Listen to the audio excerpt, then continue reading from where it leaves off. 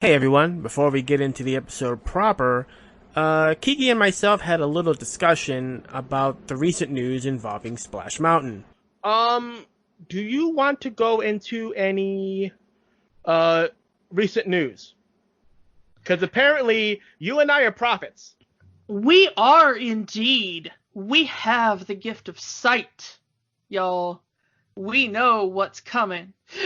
So yeah, we talked about this a few weeks ago about the ride Splash Mountain, and it was announced about the after we recorded the last episode that Disney is reworking Splash Mountain to be a Princess and the Frog ride. Yeah, in both parks too. I mean, Yeah, it's well, both U.S. parks. well, both U.S. parks. Is there a Splash Mountain in the overseas parks? I believe Tokyo. Oh, okay. So yeah, I've seen the artwork. The tip of the mountain is now going to become Mama Odie's treehouse. Yeah, It which looks like I love that. I love that idea. they're going to take away the orange rock coloring and give it a little bit more uh, warmer, a softer bluish color scheme to it. At least according to that artwork, it might be at night.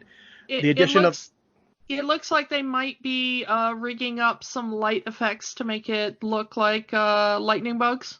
yeah, I don't know if Tiana and Lewis are going to be animatronics in that opening scene, or that's just to show that this is their ride. Yeah, I don't know. I And this isn't from going the to happen. swamp Yeah, from the swamp theme, I kind of wonder if it's going to be um the animal characters, and if we see them at all, it would be them as frogs. we don't But I know. don't I don't know. We don't know a lot about this. All It's we know still in is the that early stages. yeah, it's supposed to be set after the events of the movie, and we don't know. I mean, they can keep the riverboat. I don't know if they'll be keeping the critters on the riverboat. Yeah, I Uh, don't I don't know. It'll be and this is not it, going to happen overnight. I mean, this is not even if they start work. I mean, they've already have in Disneyland. They've already have two big projects that they're working on with Avengers Campus and the Mickey and Minnie ride, the Disneyland version. So that's so. Granted, the parks are closed. They're not really open. They decided to not reopen the parks this weekend like they were originally planning to. I think that there are still some construction projects going on because it's easier to keep everybody masked up and distanced, Hmm. and they don't have to deal with, the public. Yeah, but I'm thinking, So I think there are some construction workers actually still in the parks. I know that there are still some workers in the parks, but they are not the front-facing cast members mhm. that interact with the public. That there are a lot of the behind-the-scenes Yeah, people, sanitizing staff, and maintenance people and things yeah, like that. So, those rides still have to be up to code even if the park is closed. oh yeah, you can't But leave those rides sitting for too long, yeah, they're not without meant to. without maintenance. So yeah. So yeah, we know that Avengers Campus is still get in the building phase. Mickey and Minnie's Runaway Railway is still getting, if that's even still happening. As far as I know, they're still working on that. So this new Splash Mountain might be the third tier or whatever they're doing this to just to not stretch their construction crews thin with all the other projects that's going on right now. So this is not going to happen, I would even say, not for another 2 or 3 years. So you have a while, whenever they decide to open the parks up, which might not even be until next year. We don't know. Uh, so if they open up the park within the next 6 months, you're still going to be able to ride the original version of Splash Mountain. Give your goodbyes to the Brer family and the little critters. If that's your childhood, say goodbye to them and welcome this new experience. It's not even the first time they've done this. I mean, they've taken the ride Maelstrom at Epcot, and that became a Frozen ride. The Tower of Terror at California became the Guardians of the Galaxy ride. So it's not unheard of for them to take an existing ride, reskin it, and put in new characters. Yeah, and this was always Walt's plan. When Walt was alive, Walt always wanted to upgrade the rides. And his version of upgrade was not just like repair it or, but put new clothes on an animatronic figure or put new servos in or whatever. Like, he meant upgrade as in, well, we had a ride based on Dumbo for a while. Now let's put it with something different. So, there are a lot of people that are like, oh, Walt would have gotten rid of this thing a long time ago, I think. The Disneyland that you went into when you were a kid was not the Disneyland that opened in 1955. Also, the Disney World that I went to when I was a kid is not the Disney World I would go to if I were able to go today. Because most of the things that I loved at the park at that time are no longer there. Mm-hmm. The Muppets 3D show, it's still not there. Florida. In Florida, yes. Yeah, in Florida it's not there. In Florida it's there. In California it's not there. No, I thought they removed it in Florida as well. No, Muppet Vision 3D is still in Florida. Oh, okay. Well, cool. Then when it's safe again, I need to go back and see that because that was one of my favorite shows. But a lot of the things, last time I was there, Little Mermaid and Aladdin were the big things everywhere. And while there are still things there, there wasn't Pixar stuff when I was there. There wasn't a full Star Wars land. There wasn't Galaxy's Edge, in there. There was, so yeah. That's my point, is that there were so many things in there that are just not there anymore, and it's just the way it works. You don't, but it's the same thing. Like, I went to Six Flags Over Georgia more than Disney World when I was a kid. There are rides there that are completely gone that I loved as a kid that not there anymore, or they've been completely reskinned and rethemed. One of them was reskinned for the same reason they're gonna reskin the Splash Mountain, because it was pretty racist. So it's fine. I know that people are like, oh, the Brer Rabbit stories were so influential and they've got a lot of good things to do. The Brer Rabbit stories are still there. What this is saying that, like, hey, maybe Disney, a company started by a white man that profits mainly white executives, shouldn't be profiting off of this ridiculous propaganda image of the antebellum South as this wonderful place where everybody got along, and And the fact that the head Imagineer for this project is in fact a black woman. Yeah, bravo, good. More black Imagineers. They're great. Yeah. And apparently, this has been in the works for at least a year or so, because there's apparently a few Imagineers that I follow online who said, when this news came out, was saying, finally, I can actually talk about this. So this is not a response to current events. I assume that the announcement may have been. Yeah, I think the timing of the announcement probably was, but it the seems planning, like the planning is they had the artwork and stuff already. Yeah. Already in the works. They may have decided to announce it now for timing, but it looks like since this project isn't going to be breaking ground for at least another year. Yeah.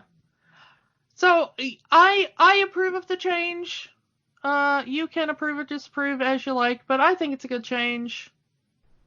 I've seen videos of within the last year of this ride, and it is just not as good as it used to be. The animatronics barely function. The lighting barely functions. Most people really remember Splash Mountain for the story or the animatronics. I think they remember it for it's like 115 degrees in the middle of summer in Florida. Please put water on me. Yeah, but what I'm saying is that the ride has been in need of a major overhaul, and the fact that just mechanically, it's starting to look really rough. These animatronics date back to an attraction from the 70s called America Sings. So these are like almost 50-year-old animatronics. It's time to replace them. Yeah. Let's completely overhaul it. Let's do something brand new rather than repairing 50-year-old robots. Even for Pirates of the Caribbean, they upgrade the robots every 10 or so years. Yeah. So yeah, I think it's a good idea, and I'm looking forward to. And yes, does Tiana deserve a unique ride all unto herself? Yes, she does. But again, if a reskin ride is good enough for Elsa, it's good enough for Tiana. Yeah, I'm fine with that. I mean, in California more so than Florida, space in the parks is kind of limited. Yeah, exactly. So if you can, reuse a thing, especially if it's a thing that maybe doesn't put the park in the best light, then by all means, go do it. Yeah. And now, our feature presentation. I'm JP Tuesday. And I'm Kiki Canon. We've been Disney fans our entire lives. And now, as childless adults, we're undertaking a journey through the media that shaped our lives. Trying to find out if what made them special is still there. We are Rewatching the Magic. Hi, Kiki. Hi, Tuesday. Hey, I got a question for you. What's that? What do you think of when I say, you had plenty money 1922? I'm thinking, when did Disney buy Bethesda Studios and making the new Fallout game? Strangely enough, I am not talking about Fallout this time, though you are correct. Nope. We are on to the crossover nobody ever dared dream would happen. 1988's Who Framed Roger Rabbit. And it never happened again. And it never happened again.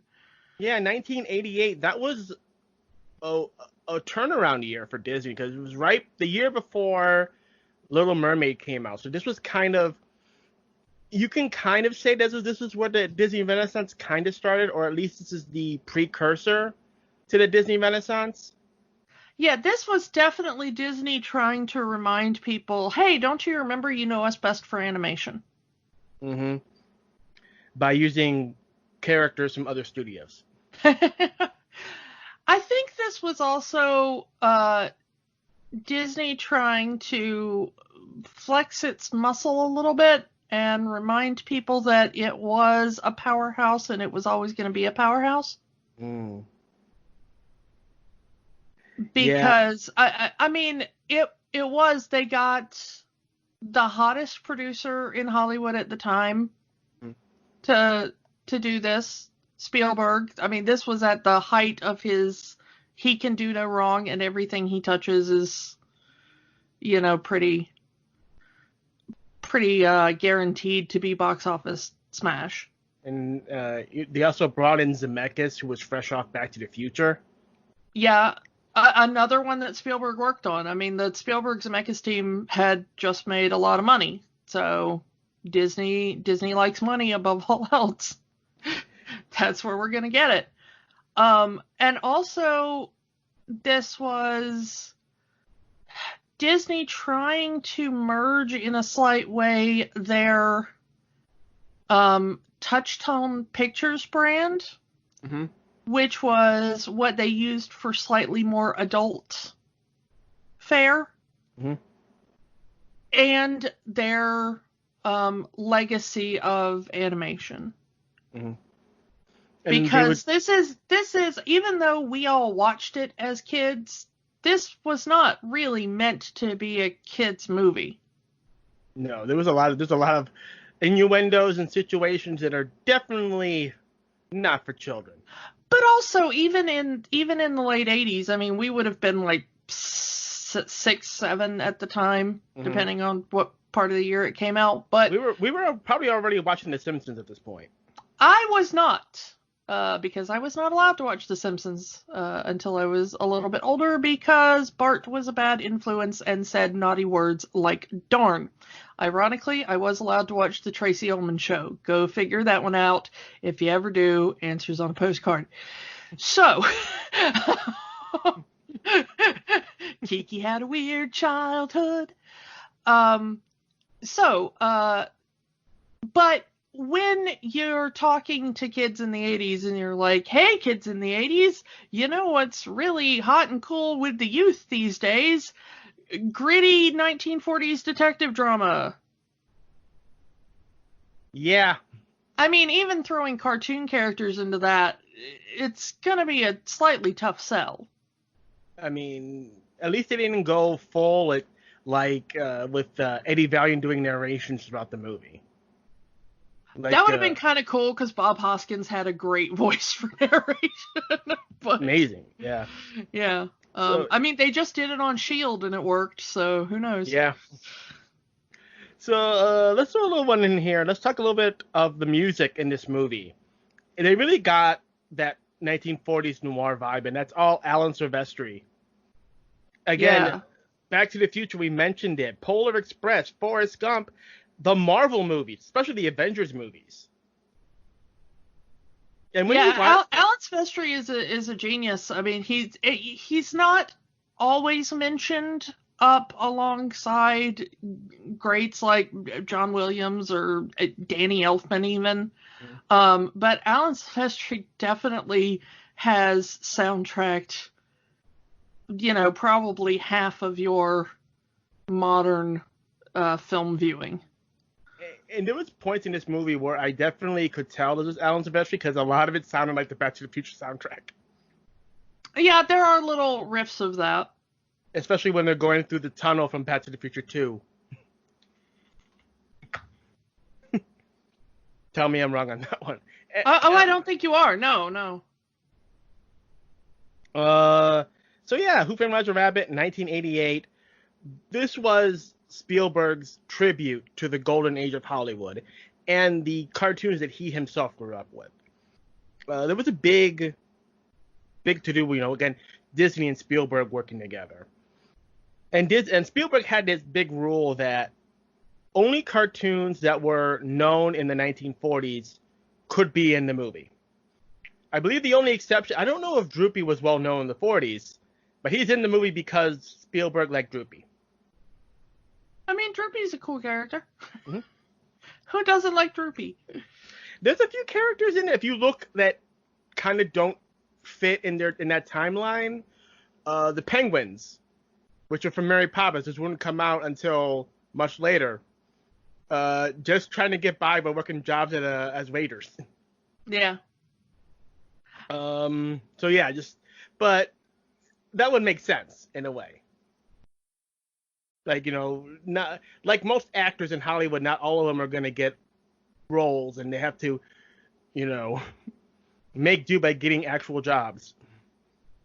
Yeah. 9 to 5 wage jobs. So let's just get into this, because we can describe the movie for like another 2 hours. Well, yeah, and I just did want to kind of quickly talk about a couple of people in the cast. We got our main humans in here are Bob Hoskins, who brilliant. You know him from the main Hook. Man, your can of spam. Yeah, you know him from us playing Smee in Hook, another Spielberg project, and you know him as Mario in the horrible Super Mario Brothers movie. I love his talking about that, how he was drunk every day on set because he just hated the movie. And that is the correct response to that, I think. But, he was also just legendary and very lauded actor and so good in almost everything. But the good thing about him was he was not afraid to take parts like this. He was already kind of an actor with some standing who had been in some prestige pictures and, and you would not expect him to be like, hey, who's going to be acting opposite cartoons? He wasn't thought of as that guy, but Who Framed Roger Rabbit really showed that he didn't think so highly of himself that he wouldn't take a role where there was some goofiness and some comedy. And I mean, it would come back again, unfortunately Super Mario Brothers, but also Brazil and Hook and, a few others that he just really threw himself into the comedic bit and turned out to be a great foil, for those type of movies, which I loved. It's probably my favorite part of his career. And, not to mention the fact that for most of the movie, he's acting against nothing. Because there'd be nothing there, so you have to, there's all these cartoon characters are not on set.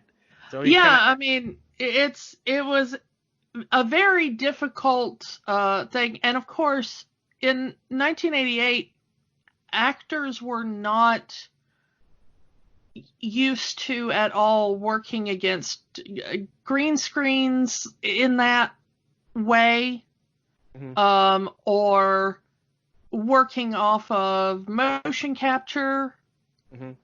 And now we use computer effects for so much. If this movie would have been made today, they would have had a stand-in actor for Roger, and then erased him with computers, and then draw over him. Well, they sort of did. Charles Fleischer actually showed up in a bunny suit and stood just behind the camera. For a lot of the movie, but it's not the digital remove like we think of, like Andy Serkis is on set in a full, green suit with ping pong balls all over. It wasn't that, but because this was so new for everybody, they did try something akin to that, which I find interesting. There were some stand-ins for some of the scenes. Somewhere in this world, there's an entire cut of this movie where all the cartoons are like foam stand-ins. Or puppets, or things on a long stick. Yeah. If you see the undoctored behind-the-scenes footage of this film, it is fascinating. Both in the inventiveness of, cutting tracks into the floor and having weird offset trays with drinks on sticks that people under the floor are actually walking around moving the sticks to make it look like penguins are carrying them. So that actors can reach over and pull real drinks off of the trays and stuff. I mean, they really all glory to the effects team for being able to put this together, especially in 1988. I mean, today this would be much simpler, but what we're missing is that many of those tricks kind of got their start on this film. Because other than a few things, there had never really been such a complete meshing of 2D animation and live animation before, at least in a feature. So, they had to invent a lot of stuff on the fly, and a lot of it turned out to be so good and hold up so well that we're still using very similar techniques today. All right, let's kind of move. Sorry, back to the cast. Sorry. Let's talk about the other main human character, Christopher Lloyd as Judge Doom. Talk about Back to the Future. Yeah, he had just come off Back to the Future and was kind of getting known for going back into big films again. Was Clue around this time? I'm sorry, say that again? Was Clue around this time? Yeah, Clue would have had to have been somewhere around here. I don't remember the exact year. But he He had also just a few years earlier done Star Trek 3, in which he played a Klingon, of course. But, you know, most of the audience of the movie would have known him not only for Doc Brown, that would have been very fresh in minds, but, you know, his big role was on TV in Taxi. And as Reverend Jim, the really weird hippie stoner guy.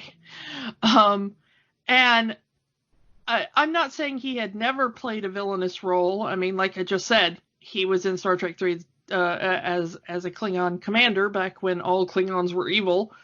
But this was like a kind of really different character for him in most people's estimation. He was goofy. He was like very eccentric characters, or perhaps mentally unstable characters, or he really was playing a cartoon. But villainous characters, I'm not sure was really cemented in his wheelhouse until this film. Yeah. I mean, you know, I could be wrong in that, but I don't really remember him having, other than, like I said, the little bit as a Klingon, which most people, I don't think, even realized that was him at the time. But,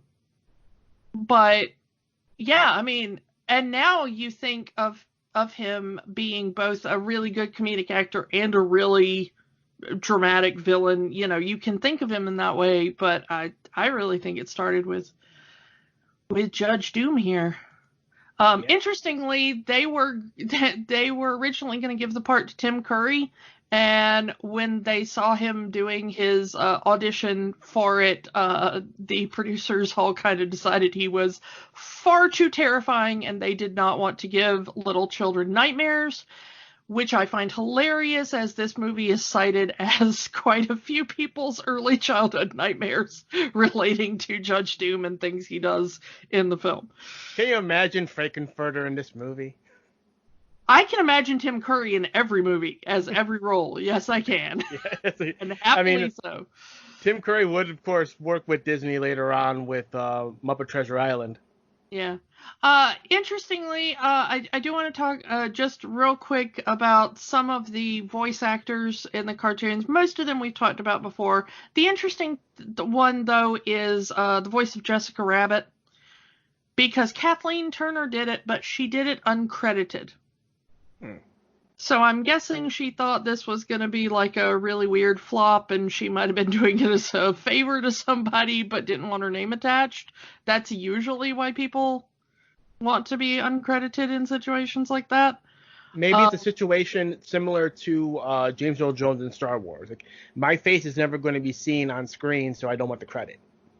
I mean, possibly, but I think the James Earl Jones in Star Wars probably was the same thing of, like, I don't want this weird little flop of a movie to be a defining thing in my career. And then it turned out to be the biggest thing of the year. So, you know, I don't know. Maybe don't look down your nose at awesome genre films, is what I'm saying.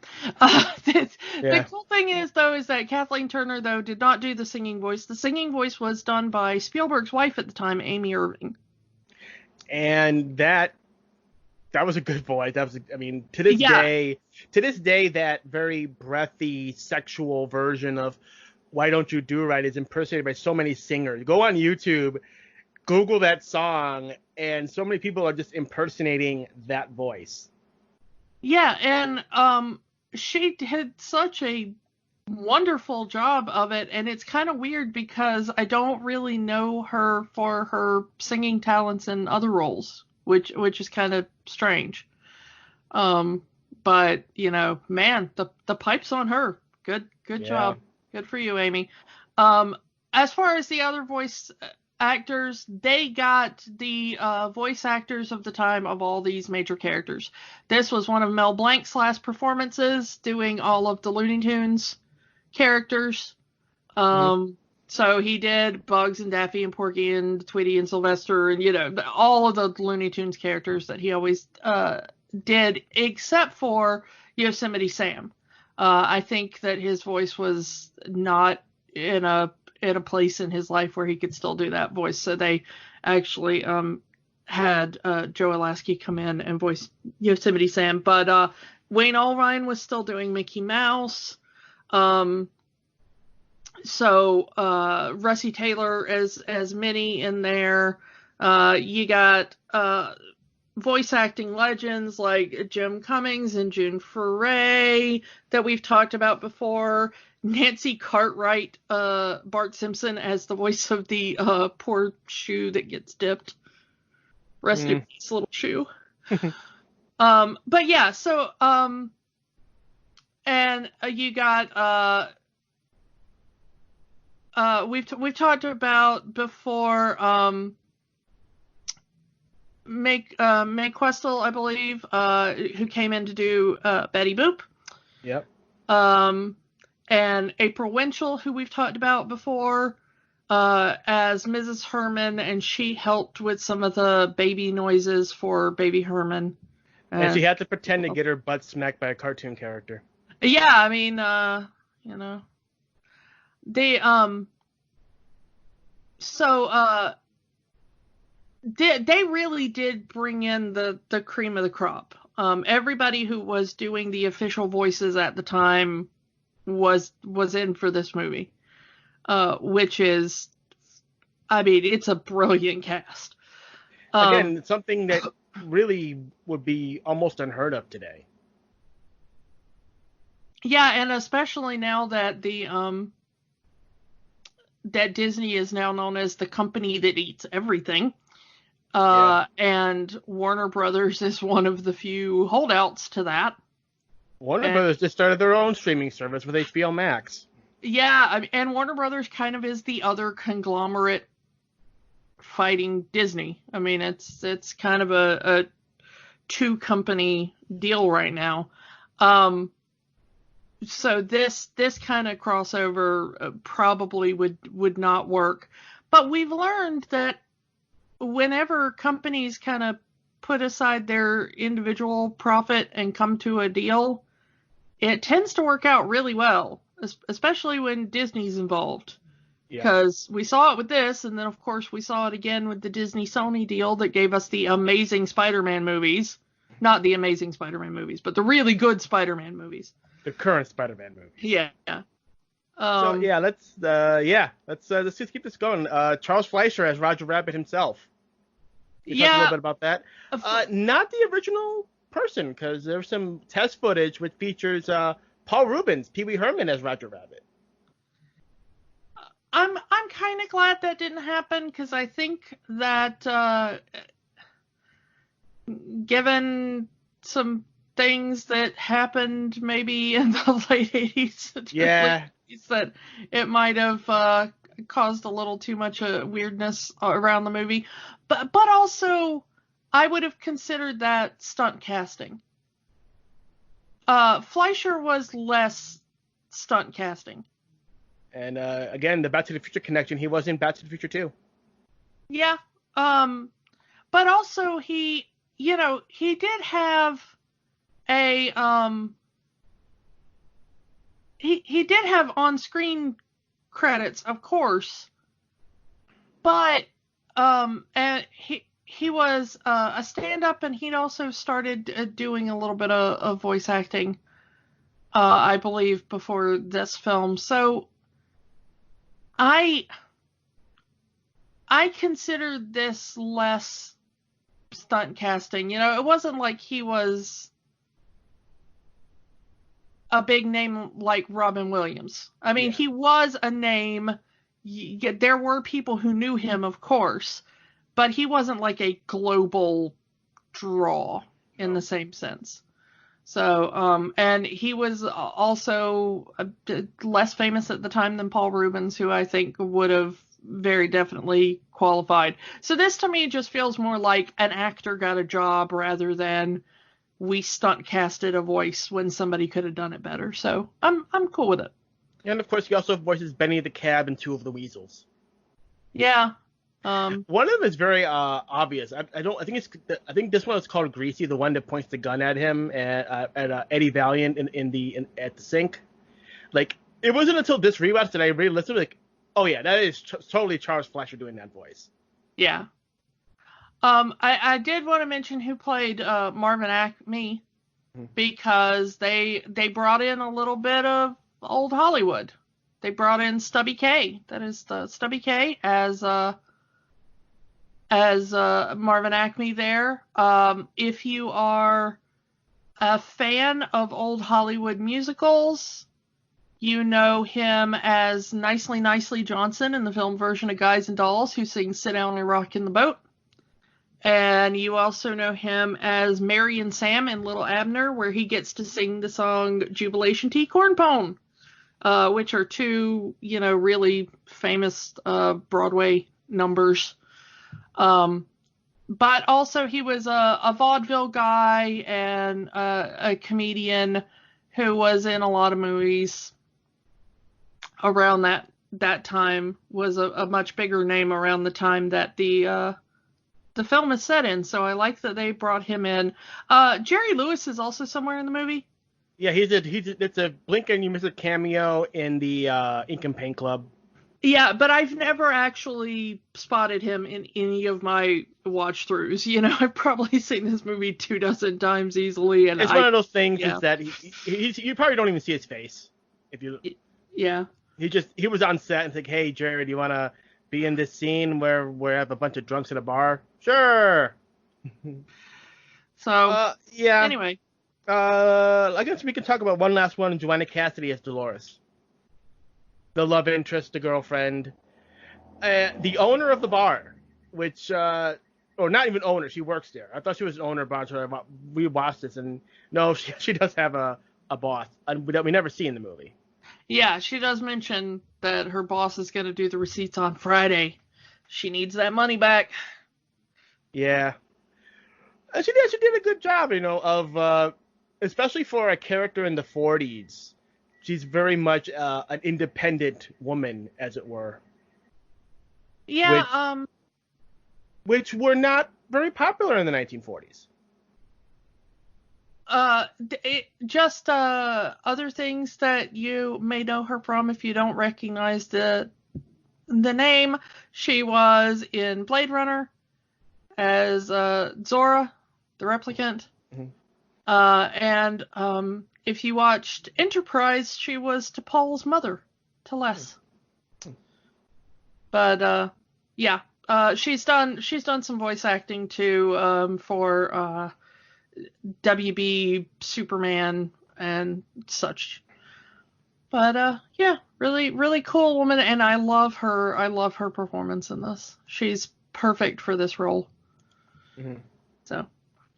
And and of course the dynamic of her being a very tall actress and Bob Hoskins being a very short man, Well, I think they're contrasted with Roger and Jessica. Yeah. Because you're kind of like, why is this woman with this man? Yeah. In both couples, What's this very sensible woman doing with this alcoholic nut job, Yeah. And what is, the incredibly sexy human woman doing with a rabbit, I just love the answer she gave. He makes me laugh. Yeah. Oh, there are so many theories about Jessica Rabbit, and I will get into it in a second. But we do get it from Dolores later in the movie that that beneath the alcohol, beneath the snark, beneath everything, that Eddie is a good man, and that's why she loves him. Yeah, and also I think her reasoning is the same. I think Eddie used to make her laugh. Because we know that before the death of his brother and before the alcoholism and before his kind of downward slide, he was raised in a circus family. He and his brothers were the clowns on the police force. They were, all of those pictures just prove that this is a completely different, even in the pictures on the beach, he's shown like pulling pranks on her and stuff like that. So I think that her reason for being with him is probably very similar to Jessica's reason for being with Roger. Yeah. And she still sees that man is still in there somewhere. Yeah. So let's kind of get into it. I think we talked about the cast as much as we could without going to every single human being that's in this movie. And, yeah, right? there are like probably, a good 70, 80 credited actors in this, but so yeah, let's kind of talk about the movie itself. We're in the 1940s Hollywood, and cartoons are real. That's it. Cartoons are real, and they actually are not animated. They are filmed on sets. Cartoons are filmed on sets, and the cartoons can take the violence. The interesting thing is that they are still painted. They're not animated by a human, but the entire concept of the dip is that they are just made of paint and acetone, apparently. Ink and paint, yeah. It's that we're never given an explanation of why the tunes exist. Or how they don't get it. They don't get into it. It's just tunes are real. Go with it. Maybe they drew a character and then it just came to life because magic. Maybe there's like a genie in the book. We'll get to the book in a bit. Those people who were like, this was the book first. We're getting there. Yep, we can talk about it. Who Censored Roger Rabbit, the original book, which was completely different than this movie. Gary K. Wolf's Who Censored Roger Rabbit. Yeah, now, whereas this film does the gritty detective noir as kind of a, Bob Hoskins is the straight man for all the goofiness that's going on with the tunes. The book plays it like really straight. The book is like completely hard-boiled detective drama. The book also deals with comic strip characters and not animated film cartoons. And Roger Rabbit dies. Spoilers for a 30-something-year-old book, but he dies, and the entire thing is who killed Roger Rabbit, and the idea is that by killing him, they were censoring him. Which I was gonna say some things, but let's not get political. Anyway. Moving on. Again, spoilers for a 30-year-old book. Roger ends up being the bad guy. Sort of. Well, in that he orchestrated his own death to expose a secret.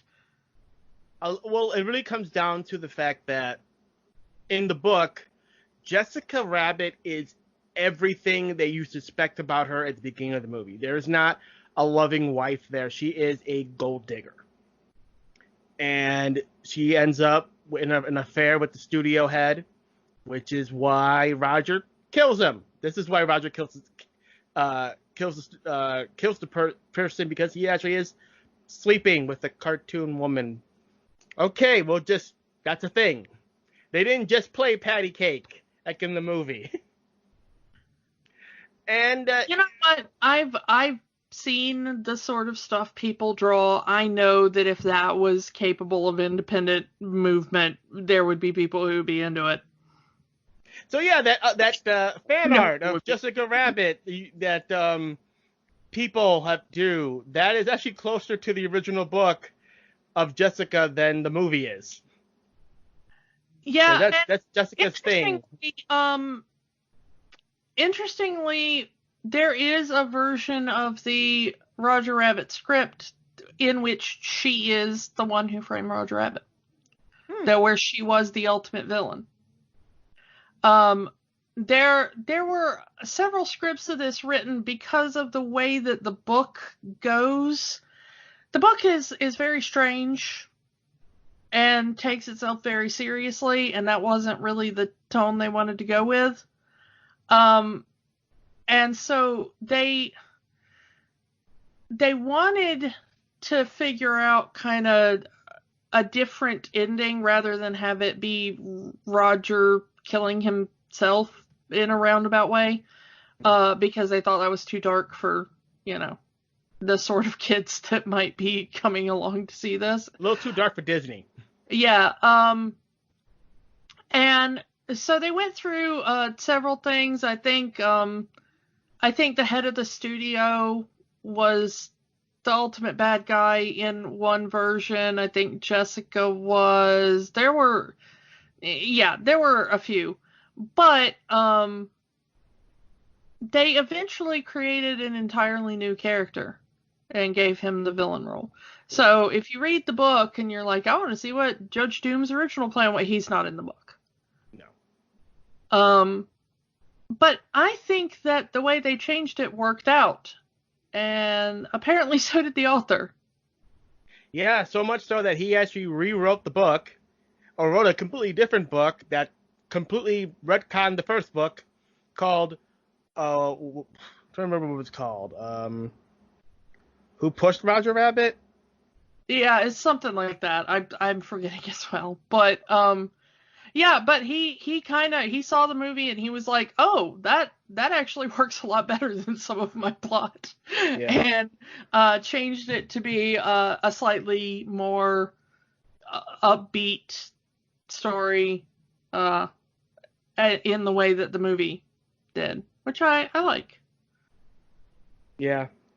And yeah, so he rewrote the book, or according to the sequel book, the first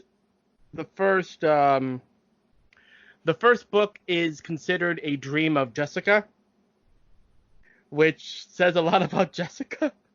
It was all a dream. Who Plugged Roger Rabbit is the name of the sequel book. So yeah, in the sequel book, the first book is considered a dream, or that since the first book is sort of told from Roger, it was more of an unreliable narrator situation. Yeah. To keep from getting bogged down too much, if you really want to know kind of all about this as a book movie adaptation, we highly recommend going to YouTube and checking out Dominic Noble's Lost in Adaptation episode on this. I would even say the What's the Difference episode. Also, just watch both, because watch both. I mean, they're both good channels, but yeah, they really both get into it. So yeah, let's actually get into the actual movie, since we talked about the book and the actors and everything else. So let's, we know Roger. Roger is the star of these Baby Herman cartoons. And I love the fact that they made this so much like a Tex Avery cartoon. This is pure Tex Avery style of cartoons, with the over-the-top violence that you would never see in a Disney cartoon. Yeah, which was kind of an interesting thing, that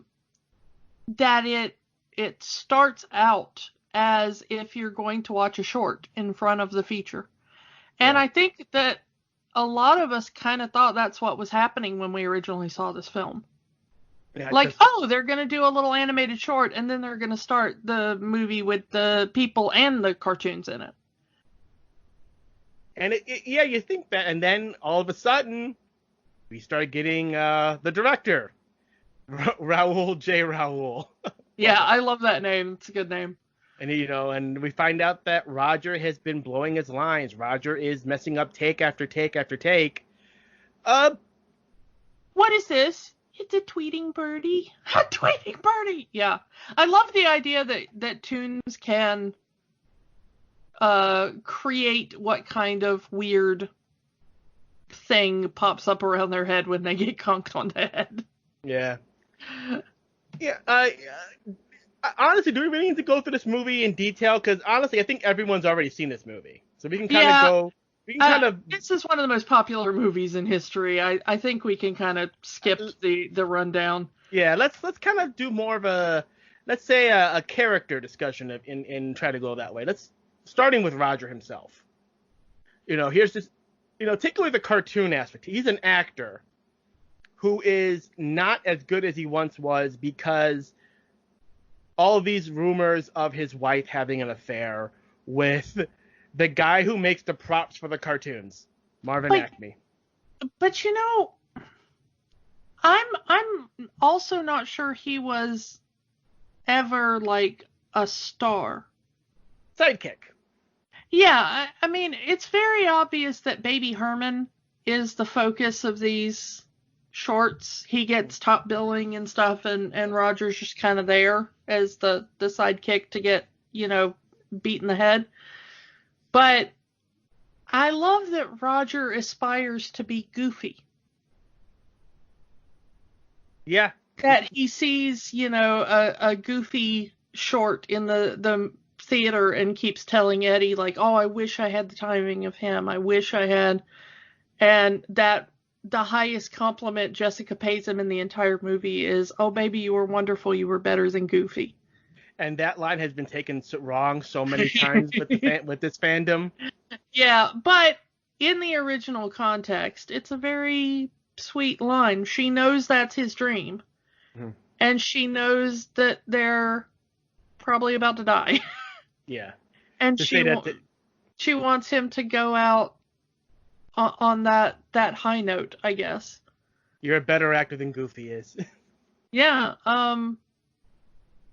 But I always found Roger and Jessica to be the kind of, guy who has a dream and the girl who really supports him in that, even though the dream hasn't quite got them where either of them would want to be.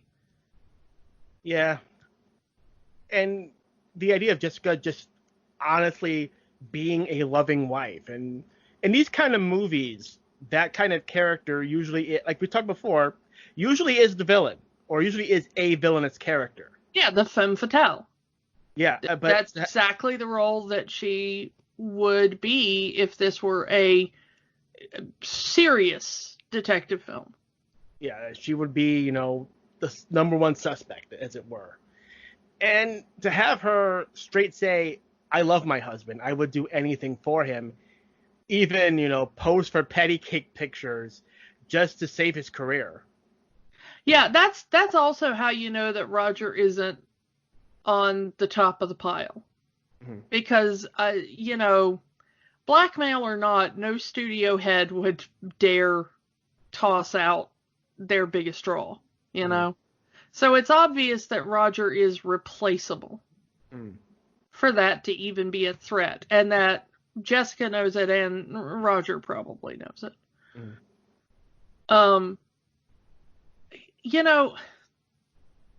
Jessica Rabbit is, to me, I know we started on Roger, but I really want to talk about Jessica more because I find her the more interesting character. Let's transition to Jessica then. I think one of the best lines in movie history, of course, it has to be that I'm not bad, I'm just drawn that way. Yeah. Closely followed by, do you know how hard it is to be a woman who looks like me? Yeah, I mean, you have this, and that is pretty much almost any woman. They have, a woman, a very attractive sexual woman is going to be seen as a sex object. Jessica Rabbit in the real world, in fandom, is seen as a sex object, which if Jessica was an actual living creature, would hate. Yeah, and there is a lot of modern interpretation of Jessica Rabbit as asexual, which I think the movie kind of brings up. There are mentions, at least, kind of in weird nudge, nudge, wink, wink kind of terms. There are mentions of sex in this movie. Mm-hmm. They could have made her a sexual character in this, but at no point does she ever seem to be interested in physical intimacy in that way. And I think it's also part of the joke. I mean, yes. Like the imply is that she's having sex with Marvin Acme, but no, they're actually playing patty cake. That's the joke. But though, is that when she goes back, nobody denies that Roger and Jessica have a very loving relationship, but other than like a kiss, there seems to be no like physical relationship between them in that way. But yet they have a very strong and loving relationship. Which I kind of like, and I don't think it's there for necessarily prudish reasons. I think it's probably there for the prudish reason of we don't want to think about a humanoid woman and a rabbit. But she also seems completely, anytime she acts what you would assume would be sexual, she's kind of just talking. It just seems that she can't help but stand in what others would think of as a seductive way or speak in that kind of breathy voice. So it really does seem that, like, yes, she's drawn that way. She was created to be a sexual character, but her own independence is fighting against it. Yeah. Which I love. And honestly, though, Marvin Acme also does not seem to see her as a sexual creature, unlike everybody else there. Yeah, I mean, she said, as Betty Boop says, he never misses a night where Jessica performs. Maybe he actually does enjoy her singing. She's like I said, she's got a set of pipes. That's a great. Or just her as an entertainer. Like he legitimately loves her as an entertainer. Yeah. And it is said that she was kind of, she has been blackmailed to go get him into the patty cake setup. So it seems that Marvin did not want that or ask for that in the way that the movie says. Mm-hmm. So it genuinely seems that there are two men who did not see her as a sex object, and everybody else sees her as a sex object, a threat because of her perceived sexuality, or a weapon because of her perceived sexuality. Yeah. Which I think makes her possibly the most tragic character in the movie. Although she does get a happy ending, but it's good she found a husband that sees her in the way she wants to be seen. Yes. Sees her as a person? Yeah. An individual. She's not actually a person. She's a cartoon. As an individual, not as a object for lust. Yeah, which I like. That's really nice. And you know what? If the asexual community wants to see her as a figure of empowerment, then by all means. I'm all for that. There are so few asexual icons out there. There are so many. We both have friends that are asexual, and most of them are very voluptuous women who just are seen as sexual objects by men. And so I can see that. I can definitely see Jessica as ace. Yeah, I have heard many of Jessica's lines come out of the mouths of real life friends. Yeah. In all seriousness, that this is. I didn't ask to have big boobs or white hips, Yeah, and stop objectifying people. Stop it. Yes. Treat people like people. Yeah. Let's kind of flip it. Let's talk. So we talked about Roger and Jessica. We didn't mention it earlier. Let's talk about Eddie and Dolores. Especially Eddie. That we talked about the that one take wide shot, which is amazing, as they did do that in one take of Eddie's life. Him as a kid with his brother Teddy in the circus with their dad. They end up joining the police force and being goofballs. Working Toontown because that was their favorite spot. Yeah, because it was full of laughs. Because they were clowns. They loved cartoons because they were clowns. They know the secret of laughter. I'm gonna, because we talked about it a little bit in Zootopia. I'm gonna say, Eddie is one of the few on-screen cops / detectives that solves the mystery without breaking the ethics or of the law.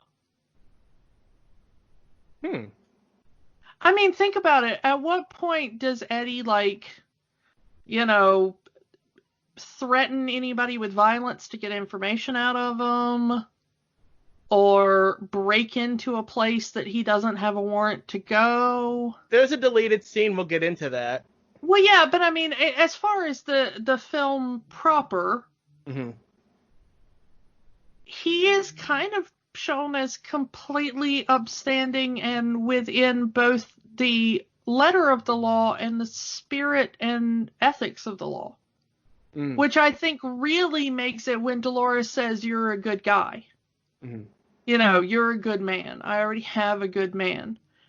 We really believe it by that point because other than the kind of picking up of the joy buzzer at the crime scene, and we don't actually know what he was going to do with it. Was he going to look at it and then hand it over to the cops? Was he going to hide it? We don't know. They Number never one bestseller. Might as well grab one. Yeah, I mean, we don't actually know how that scene's going to play out, but that's kind of the one time in the movie that I really caught him doing anything that I would think was kind of, some of the stuff, of course, it does get violent later, but even when he dispatches some of the villains, it's not actually violence on his part. The weasels laugh themselves to death. He does kick one into the dip. Well, I don't think he intended to.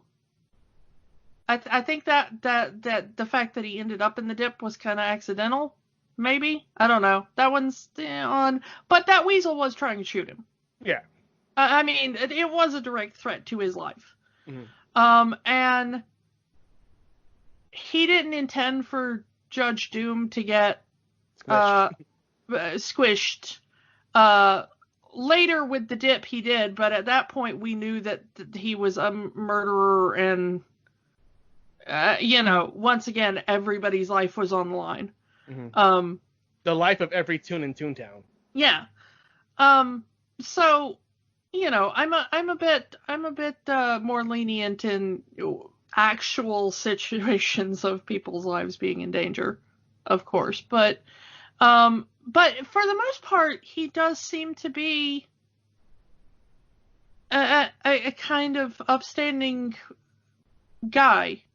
We contrasted that in Zootopia with the fact that, Judy keeps doing things that were like, if a real cop did that.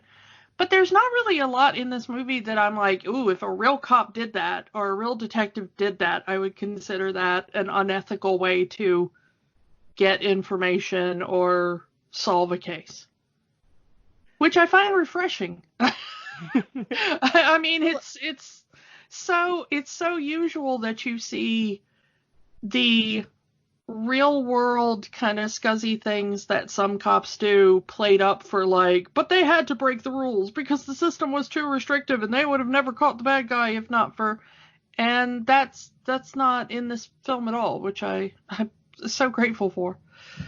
Yeah, and the relationship between Eddie and Dolores, we see the pictures of them in Catalina. We obviously, Dolores was there the day that the Valiant Brothers opened their detective agency. It looks like she might have even been their secretary or something. Possible. Their office help, maybe? Because it says 2 flatfoots and a floozy open a business. Yeah. And it's possible that she left after Teddy died and went to go work at the bar. Yeah, I'm not sure that they were bringing in enough money to support 2 of them. Because they are barely bringing enough money to support Eddie by the time the film starts. And, you said earlier, for a woman in that time, she's really... But I think one of the disservices we do to history is forgetting that these women were always there. The idea of the the 1950s idea of the nuclear family where it was, the man goes out and earns the money and the woman stays home and raises the kid. That was not the reality for most households. It was for some. It still is for some. But that was more propaganda than reality. If you were wealthy, maybe that was the reality. But most families in the 40s and 50s needed some work to be done by both parents. Or, like today, you had single parent households, you had, single moms or single dads raising kids, So to say that, like, oh, she's too tough a woman for that time, like, no, this is a woman that would have grown up in the Depression. She doesn't seem to have come from money, so she would have definitely had to have learned how to work and get her hands dirty, and she's still doing what she's doing. Mm-hmm. So So 1947, World War II wasn't that long ago, so it's possible that her or a member of her family was, working those steel mills. Yeah, I mean, she could have very much been a Rosie the Riveter. Mm-hmm. The problem was that when the men came back from overseas and wanted to go back into factories and stuff, there was actually a problem because the women were like, no, we actually like having work and earning our own wages and having, something to do during the day other than children. Not every woman, of course. But there was a bit of a problem with women being mad that they were being fired to give a returning GI a job again. So, that's fascinating. Yeah.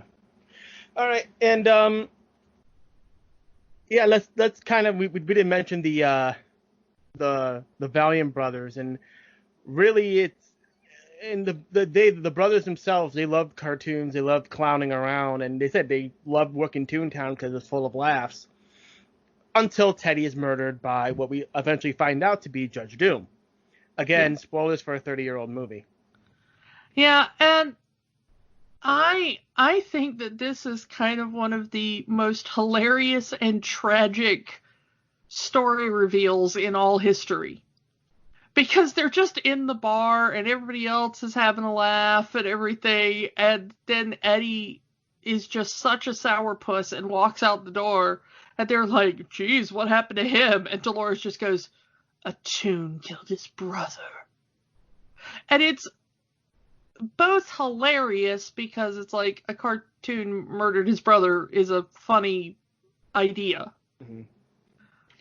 And then she goes, dropped a piano on its head. Yeah. Which is an even funnier. Like, yes, in real life that would be awful. But in the context of the movie, it's funny. But it's even funnier because it is played as the most serious, tragic statement in the history of the world. And you're like, if I had had a brother who had, been moving a piano or whatever and gotten squished by a piano, that would be a tragic thing, and that's a horrible way to go, and nobody should have to go that way. But when you throw in a cartoon dropped a piano on some poor guy's head, I don't know. It's at the same time, it's so gruesome, but it's so hilarious. And I love that every actor in that scene is committed to making it. Yep, playing that scene completely straight. Yeah, which makes it even more hilarious. I mean, it's one of the rules of comedy. If you got something that zany, if you play it absolutely deadpan straight, it comes off even funnier. But which is one of the reasons Zemeckis liked working with Christopher Lloyd. Give him something really crazy and outlandish to say, and he'll say it completely straight. Yeah, and Judge Doom has some of the funniest, if you take them out of context and put them into anything else, they are hilarious lines. But the way Christopher wonderful Lloyd, billboards as far as the eye can see. it'll be beautiful. Yeah. Yeah, that whole speech about a freeway rest stop community is just the funniest line, and he delivers it with all the passion and dedication of someone describing the promised land. It's just so good. And by this point, you already know that he is such an evil, murderous villain that just to hear him talk about what he thinks is a perfect world. Oh, I mean, everything about that is so brilliantly set up, and I don't, I love Tim Curry, but I don't think anybody could have done it better than Christopher Lloyd, because Christopher Lloyd has that gravitas in him that he can be serious for a second, even while, there's no camp in that scene. It's just a guy talking about something he thinks is beautiful, and it's the most annoying thing in the world. And as someone who has actually written in LA traffic, I'm sorry, Judge Doom, the freeway didn't work. Yeah, I think that's the biggest joke in the movie, is that he's like, there will be no more traffic jams ever. They have you written in LA traffic. Yeah. Yeah, and Eddie completely starts to hate Toons. Every Toon, he just hates him because a Toon killed his brother. I mean, we're back to the bigotry angle again that we've been talking about for the last couple of weeks. Yeah. I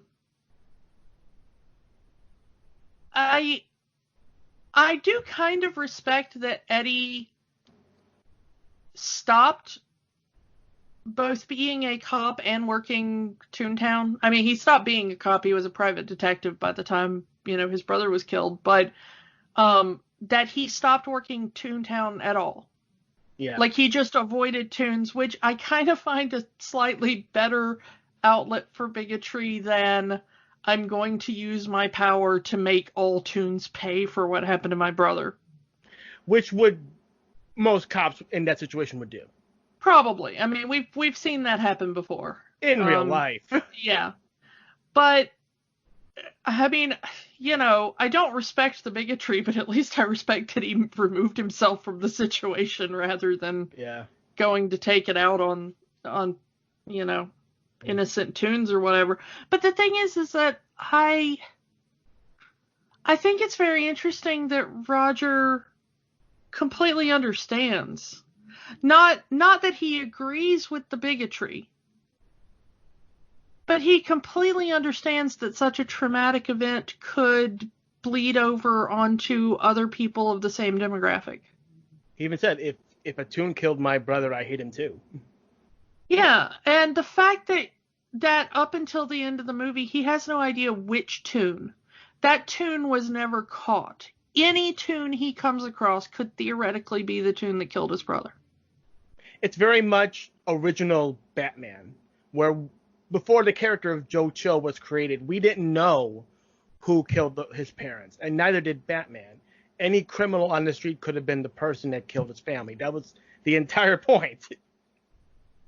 So it kind of it works that way. Yeah, I don't know. I like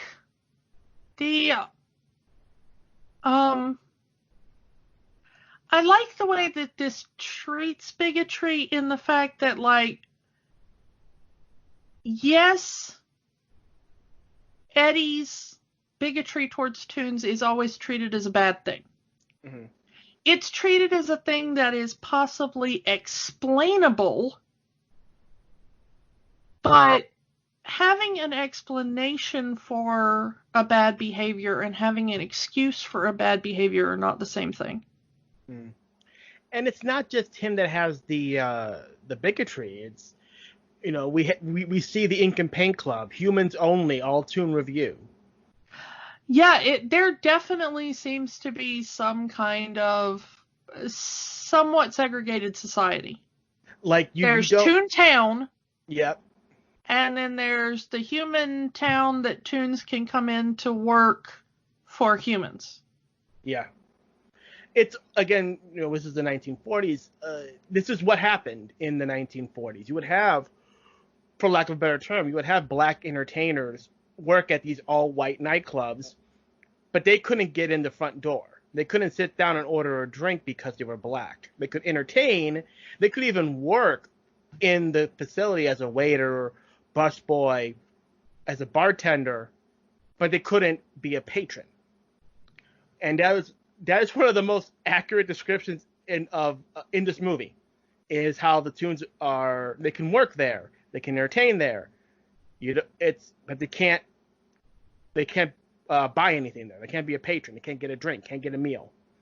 Yeah, and also the other thing that I know that we're not the first people to ever talk about this, but I don't think that a lot of the general movie-going public, because I didn't realize it until I was an adult,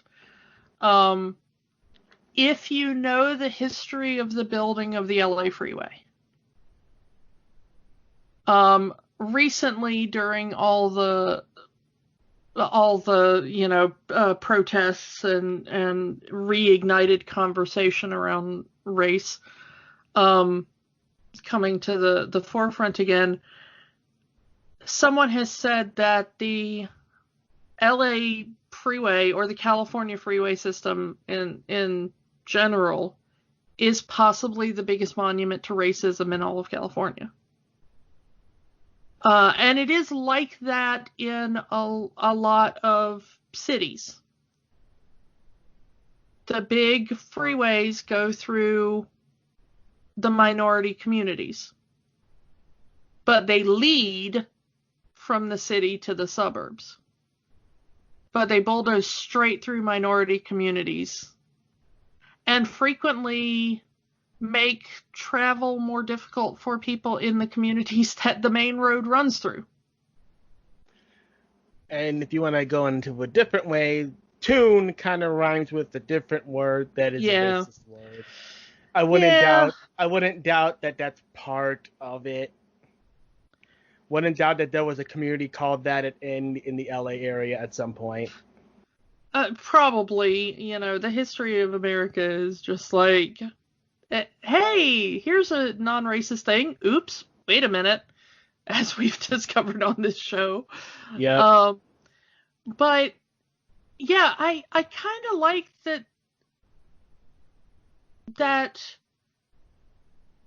the parallels are all there. Mm. The Toons are a marginalized community. They do not own their own land. Yeah.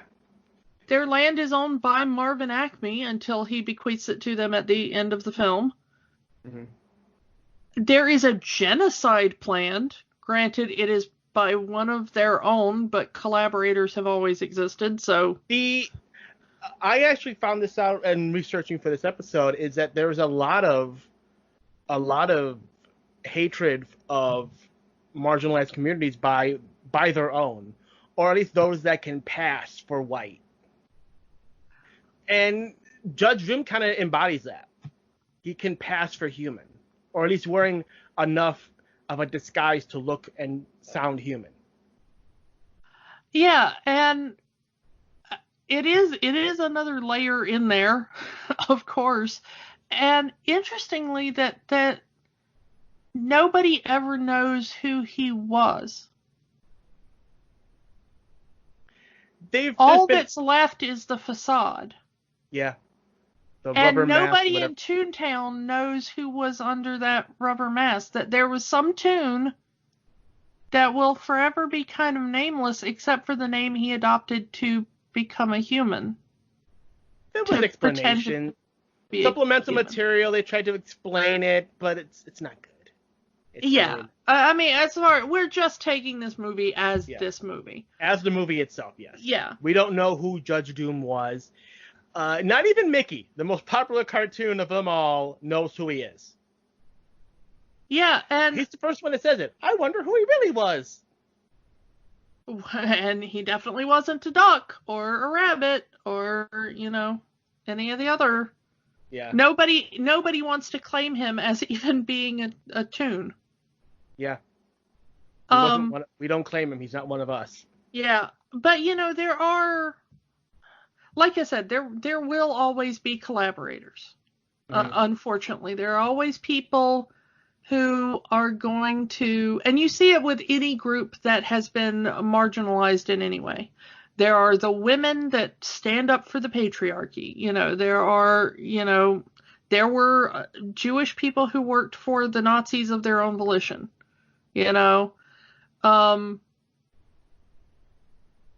Collaborators always think that they will be the exception. Yeah. And history always shows that they never are. They're never, it might delay, the oppressor coming for them, but they're never going to reach the same status as the oppressor. They're never going to be seen as one of them. Because we see it in this film, is how did the humans react to Judge Doom? The humans hate him. Yep. Even thinking he is a human, he's not considered part of the human community. He hangs out with the weasels on the Toon Squad. Mm-hmm.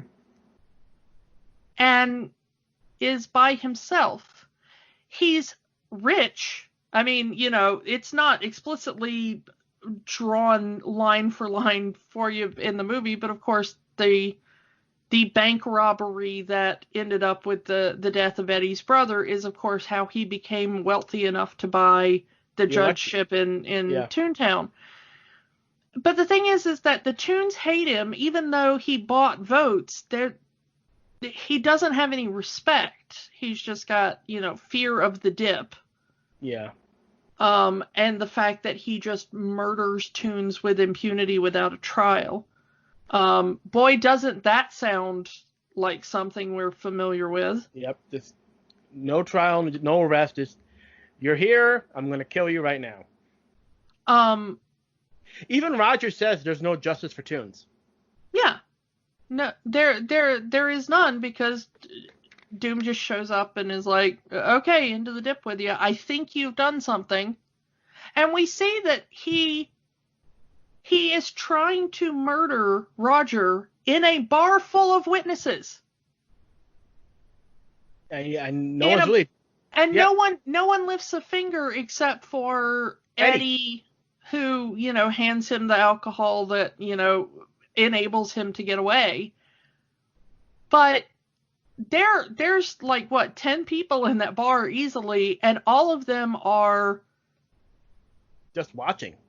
Yeah, they don't even say that's wrong. They're just like, oh, poor rabbit, Again, that happened in real life. People were just standing around and watching the thing happen. No one was stopping it.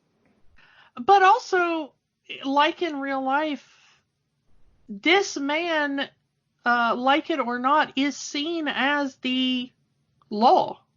Mm-hmm. He is seen as the one with the official power of the state to dispense justice in however that works in Toontown. Mm-hmm. He is a duly elected representative, even if everybody kind of knows it was shady. What do you do in that? And that's the thing we deal with in the real world. Mm-hmm. I mean, in a world where interfering with police is its own crime. Even when they're actually performing a crime. Even when the cops are doing a crime in full public, literally murdering a guy, for you to do anything other than say, please don't murder the guy, is a crime. Mm-hmm. To get in between a cop and his victim would be a crime.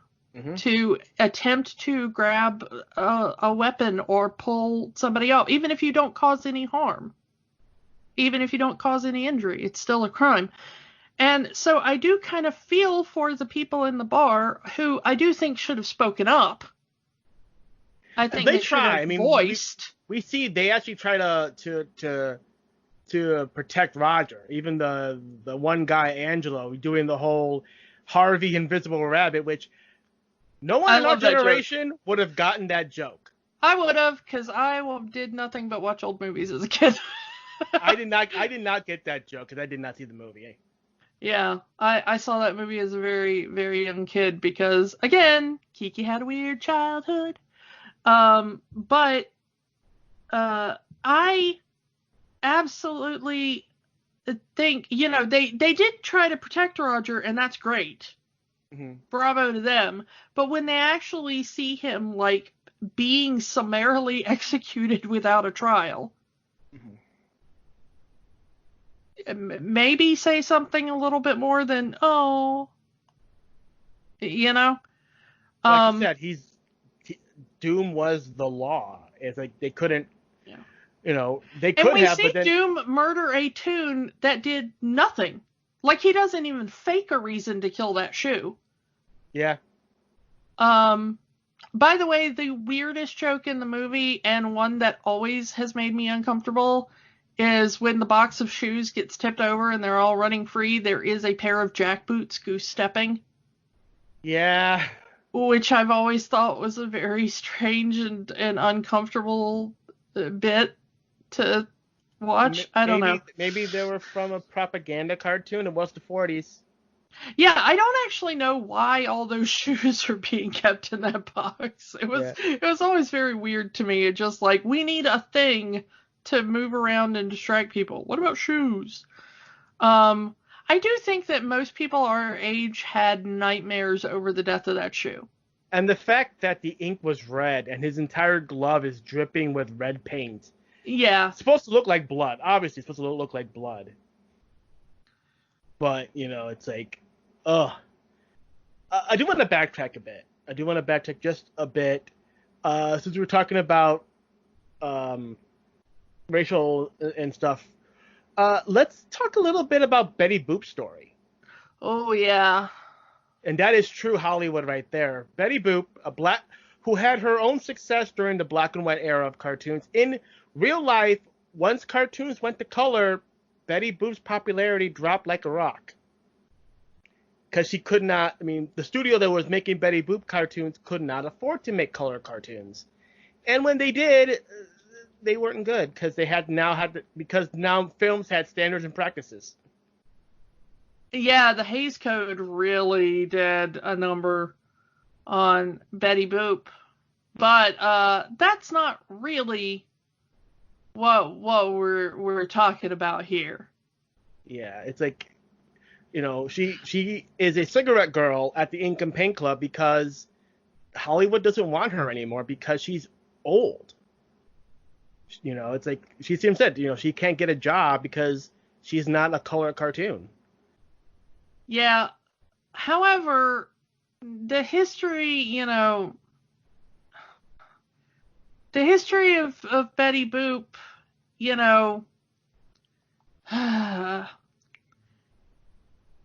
she was based on a woman, black entertainer. Yeah, she was based on a white entertainer who stole her entire act from a black entertainer. Okay. Yeah. I knew that. And then the white entertainer sued because she was like, "Hey, they stole my likeness and turned it into a cartoon. They stole my gimmick." And then it came up in trial that the white girl only got it from seeing a black performer in a club do the same thing, including the little boop boopy doop thing. Betty Boop is in a roundabout way a stolen caricature of a black performer who went by the name of Baby Esther. Yeah. And there have been some people have tried to kind of reclaim the character by, drawing her as a black woman and all in nod to that. But, it's really interesting that she, they make this whole thing about when things went to color and, the Hays Code came in. But at the same time, there is a black woman out there who created an original character that was stolen who twice. has been almost entirely erased. Mm-hmm. by this better known whitewashed version. Yeah. And it's the first time in the film that you kind of see Eddie at one point having a love of tunes, because he's generally shocked to see Betty as a cigarette girl. He's like, Betty, what are you doing here? And said, yeah, you still got it, Betty. It's like there's that little bit of life in him. It's like, yeah, the world may not see that she has this talent, but I do. Yeah, well, the interesting thing is that we see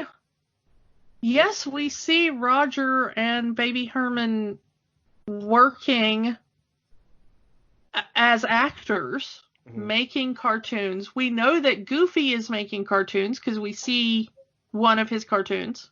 Mm-hmm. But most of the other toons that we see are working other jobs, even really famous ones. Mm-hmm. There's the infamous duck versus duck scene before we are introduced to Jessica, and it's like, think about it in the context of this world. Daffy and Donald are relegated to like 2-bit entertainers leading into Jessica Rabbit. Two of the most famous cartoon characters in the world. Yeah, they're the opening act. Two of the most famous cartoon characters in the world are the opening act to this lounge singer. Well, here's what I want to know. In our world, you know, Bugs Bunny and Daffy Duck and Donald Duck and Mickey Mouse and, you know, all that kind of stuff. And there is the joke about the password to the underground club being Walt Sent Me, which suggests that Disney exists in this world. They straight up mentioned Disney because of Dumbo. How Disney loaned Dumbo to Maroon Cartoons along with the cast of Fantasia to do some cartoons with them. But the thing is like, you know, Droopy is working as an elevator operator. Mr. Toad's working as a fireman. Tally-ho! You know, we see all these other characters that are, you know, just kind of there. Yeah. Living a completely different life. And yeah, Eddie knows them because he knows like Tweety. Yeah. When he runs into Tweety, he knows Betty when he sees her in the club and everything. But like, does he know them because they were huge famous stars in that universe as well as ours? Or does he know them because he used to be the primary cop in Toontown? And I'm going to say column A, column B. You know everybody. I'm going to say column A, column B. Like, they were working, but they're not working regular picture deals. So once, we know we have a friend that is an actor that does not get regular acting work, so he has to work, you know, as an Uber driver, as a DoorDash delivery person.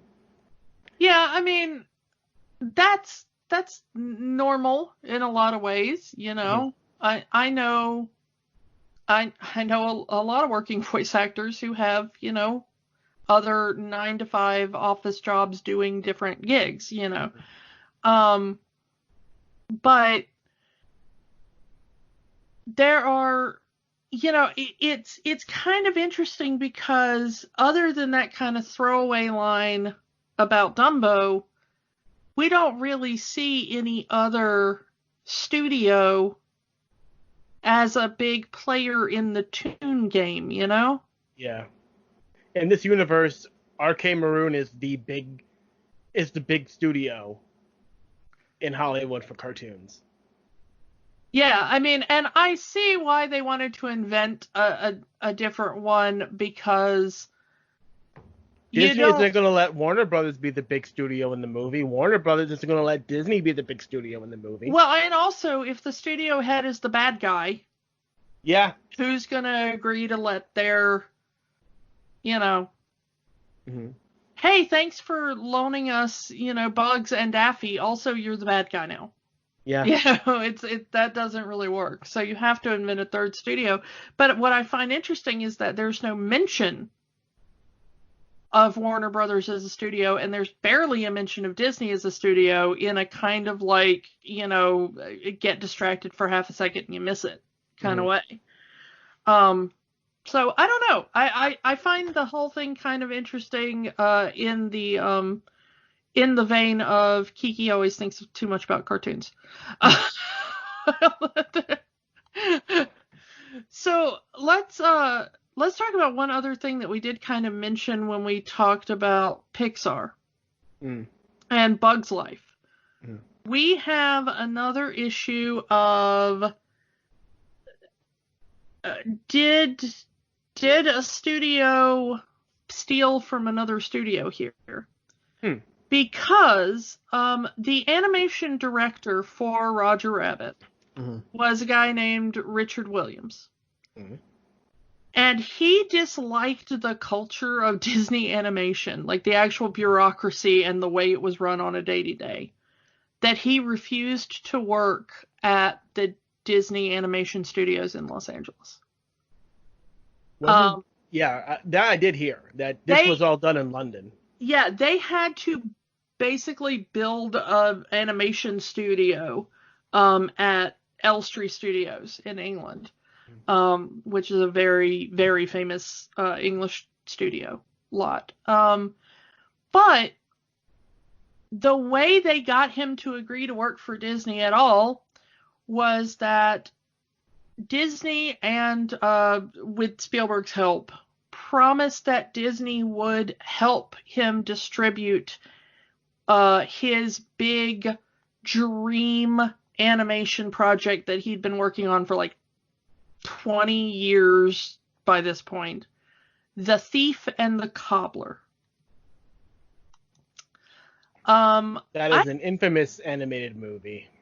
I don't even remember if we talked about this when we were doing the original episode, but The Thief and the Cobbler is a very interesting film about a Arabian city in which a poor thief ends up coming into contact with a genie and kind of an evil vizier and a princess, and some of this might be sounding familiar to you. Yeah. If you see a part of the animation from this, you understand that bits of the way that the vizier and the genie and part of the way the princess is drawn and stuff look very, very familiar, just kind of interpreted in a Disney style in Aladdin. And there was a little bit of controversy after the fact, not so much when Aladdin came out, because The Thief and the Cobbler was not well known among the main, kind of viewing public.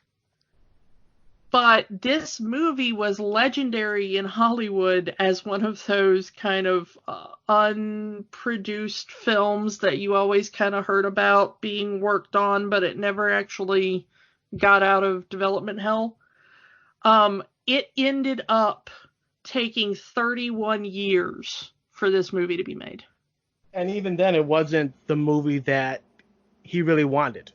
Yeah, it ended up being, kind of pieced together and, slapdash and re-edited and redubbed several times over. Yeah, there are several dubs of this movie, several cuts of this movie.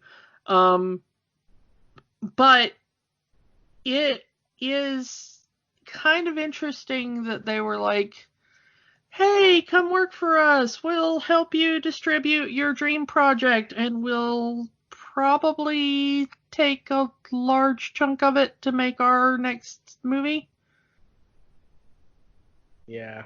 I don't know. It seems weird. There's a lot of, there's been a lot of debate about how much was intentional lifting, how much was maybe unintentional from people who had seen like clips of it, and it's like, well, the idea kind of stuck in their head, and they remixed it. I don't know. But it has been kind of a long debated thing of just exactly how much Disney may have unfortunately stabbed this guy in the back after he did such an amazing job for them and made them so much money via his work on Roger Rabbit. And like how we said at the beginning of the episode, kind of kickstarted the Disney Renaissance almost. Yeah, I mean, it is definitely a point you could debate that this really got Disney back into the animation game. Let's talk about how the animation on this holds up and the technology, because I kind of mentioned it a little bit before, but you watched it on Disney Plus. I watched it on Disney Plus. I'm assuming you did at least. Yes, I did watch this movie on Disney Plus. And I watched it on a 4K screen. How do you think it held up?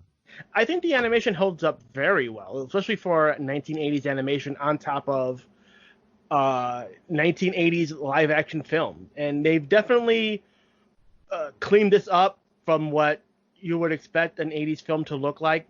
And it's definitely a lot to do with Disney trying to keep their films as pristine as possible. But the animation is still beautiful. It's still beautiful to this day. One could say is even better than some of the actual Renaissance movies, almost. The way the characters are fluid. Yeah, I mean, from an animation point, they really do feel like they're taking up real space. And which I found fascinating. Even the little things, like they didn't, the shadows, the characters actually cast shadows. They didn't just draw them there and they're like pasted onto the screen. They make them feel like they're actually in the shot, actual real actors. And a lot of it had to do with, them holding up props where these characters would be holding them up. Creating, using Disney's own animatronic technology for certain movements, like the Baby Herman holding the cigarette or Roger spitting out water. Yeah, I was shocked at how well the effects in this movie hold up. Mm-hmm. I mean, it's of course never going to be seamless where you're like, wow, I can't tell where the animation begins and the real stuff ends, which is kind of how it is on a lot of modern things. There's some things like there's a scene where it's clear that they forgot to animate over the cartoon gun. Yeah, there are some animation mistakes, and there are some things where it doesn't line up 100% perfect. Mm-hmm. But for a movie that came out in 1988 that, really paved the way for a lot of modern effects, I am shocked at how well this holds up still. Yeah, it still holds up. This movie really does hold up. It's a classic. It's a true classic. There are still a lot of frames of this movie, and I have seen. There was a point in my life when I was obsessed with this movie, and I watched every scrap of behind the scenes footage, every documentary about it, read books about how they did the effects and stuff. I mean, I was really into this movie at one point in my life. Even knowing all that I know about this movie, there are still shots that I watched for this rewatch, and I'm like, I still have no idea how they did that. And it baffles me how it's a magic trick. Yeah. Magic. Movie magic, as they say. Yeah, I mean, but it really is. It's like watching an illusionist make something disappear, and you're like, I have no idea how they did that.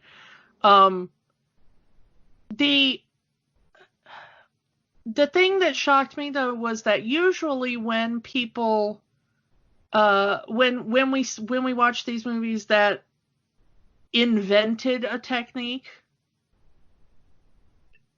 it's done so much better now that the original does not hold up that well. We talked about it with Bug's Life. Mm-hmm. That, yes, the computer animation is good, but you can do that same animation on a home computer now. Mm-hmm. There are some effects in Roger Rabbit where I'm like, I don't know that all the home computer tech in the world you could, redo that. Mm-hmm. It seems still too high level and too seamless. Yeah.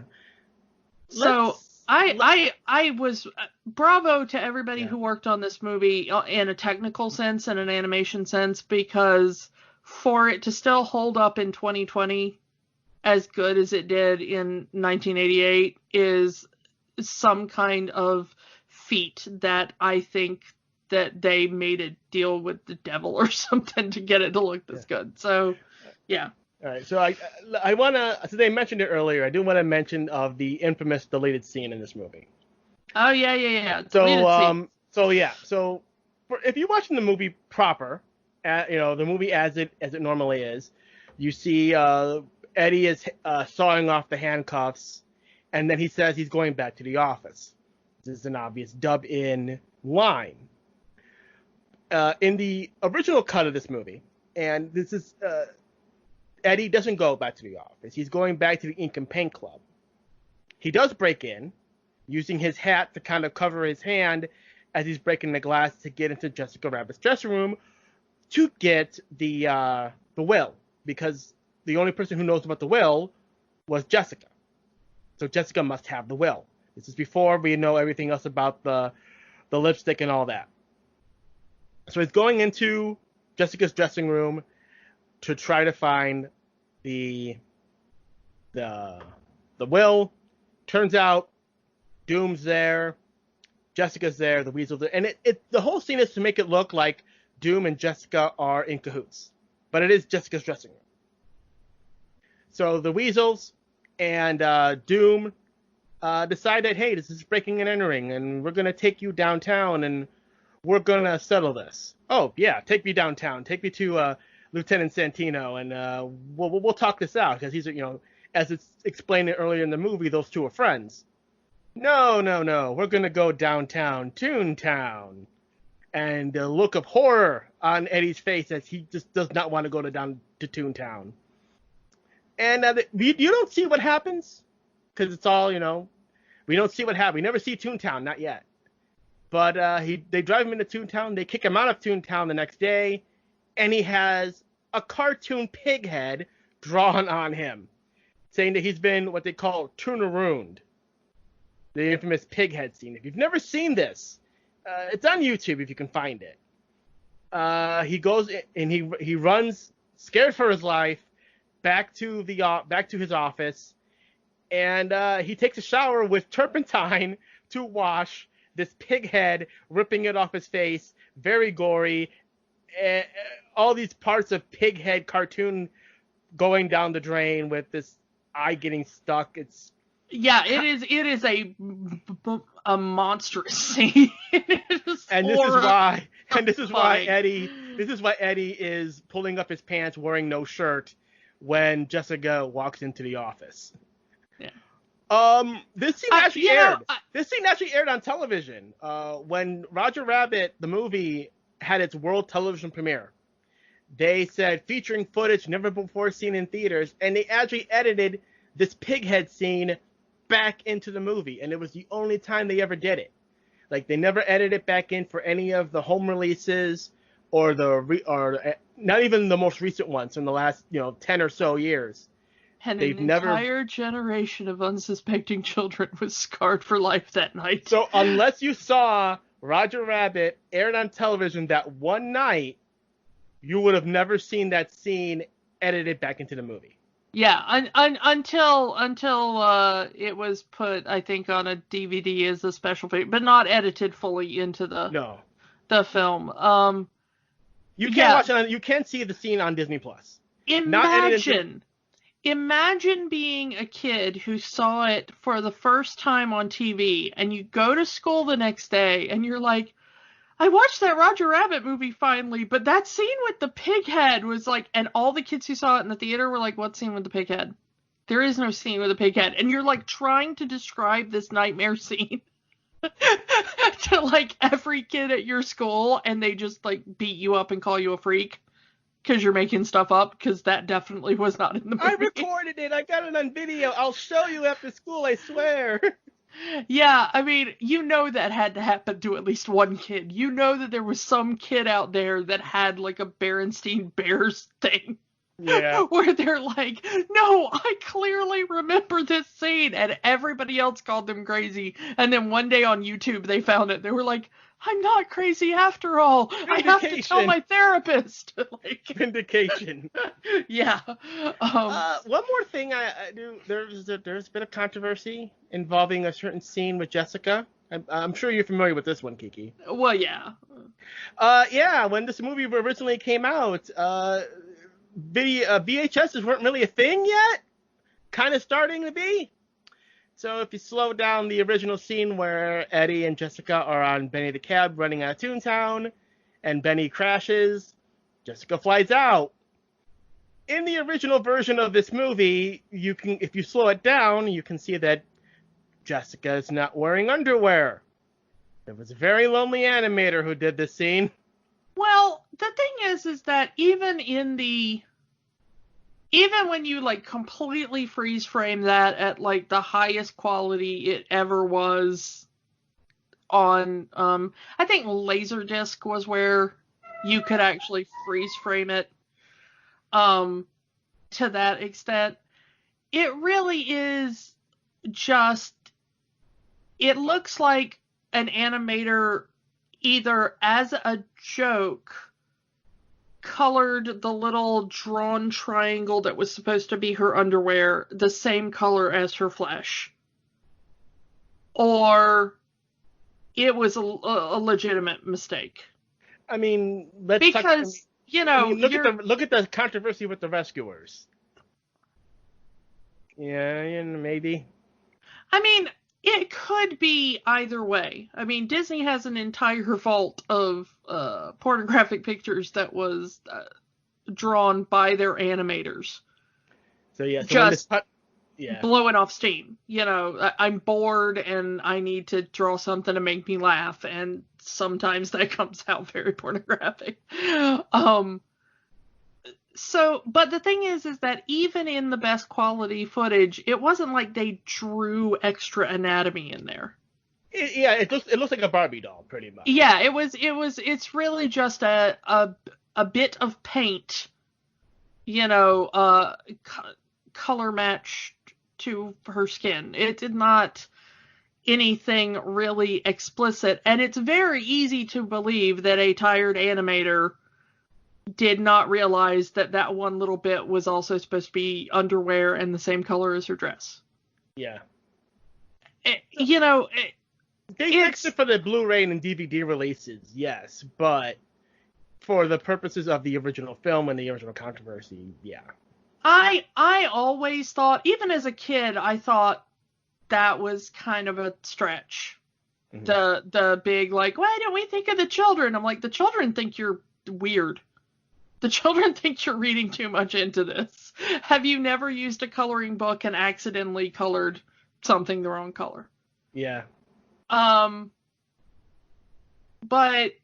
there was also people hearing Donald Duck saying bad words again. We've talked about that when we covered the Mickey Mouse shorts. People are always claiming Donald is saying naughty words, and it's never true. Yeah. I mean, they thought Donald was calling Daffy the N-word. And like, no, the word was little. Little. That's what he called him. Yeah. I mean, Donald has always been an annoying character to me because I hate that voice. I really do. Even watching like DuckTales, the modern DuckTales where Donald is a big part of the show, I hate it because even with captions on, I'm like, I have no idea what's going on here. And they give him like long dialogue too. And I'm like, Donald Duck is not a character you give long speeches to. Like, well, you give him one or two words. The one episode where he's voiced by Don Cheadle. Yeah. I mean, that's fine, but like, you don't make Donald a main character with long-winded speeches. You have him shout one or two words because that's all you can understand in that voice. Mm-hmm. It's just it's a bad voice. I'm sorry. But yeah. So I mean, you wanna wrap this one up? Of Roger Rabbit, yeah. Again, let's kind of again, if you have not seen this movie, where have you been all your life? Exactly. First of all, do yourself a favor and just watch this movie. And if you haven't watched it in a while, watch it again, because this is definitely a movie that I can watch over and over again and still be entertained by it. Yeah, like I said, I have seen this thing easily 24 times, mm-hmm. and it's still awesome every time. Yep. Gets better and better the more time you watch it. So let's ask the question, but I think we already know the answer. Does this movie have the magic? Obviously. This movie is nothing but magic. Yeah. It is magical from top to bottom. It is just an amazing piece of cinema. It is an amazing script. All the actors are perfect for it. The ability to have all these cartoon characters come together and, make their little cameos. It just, I love it. I love this movie so much. I love the compromise ending in that it was very clear that Zemeckis and Spielberg wanted Porky Pig to end this movie, but Disney wouldn't let him. Yeah, but I like the idea that this is how Porky comes up with his "That's all, folks." Even though technically he would have already. Yeah, I mean, in the real world, he had already been using it, Yeah. But of course, Disney had to have, okay, he can say it, but the last image that they're going to see is Tinkerbell. Yeah. Which, I mean, fair. Unlike the Sony thing, where Disney kind of just allowed them to use their characters and I think put in a little bit of money. Mm-hmm. They got back more than they put in. Disney really did foot the bill for most of this. I think they licensed the characters from Warner Brothers, so it wasn't like Warner Brothers was like contributing a lot of capital to the film. Yeah. If I remember correctly. So I think it's fair that Disney could say, like, no, we're actually footing the bill for this movie. We, thank you for letting us license your character, but we will end it with our character. Yeah. So, and like I said, there's been attempts to sequelize this movie. We saw in the books, there was an attempt to make a comic book continuation that did try to explain who Judge Doom was, and it kind of doesn't work.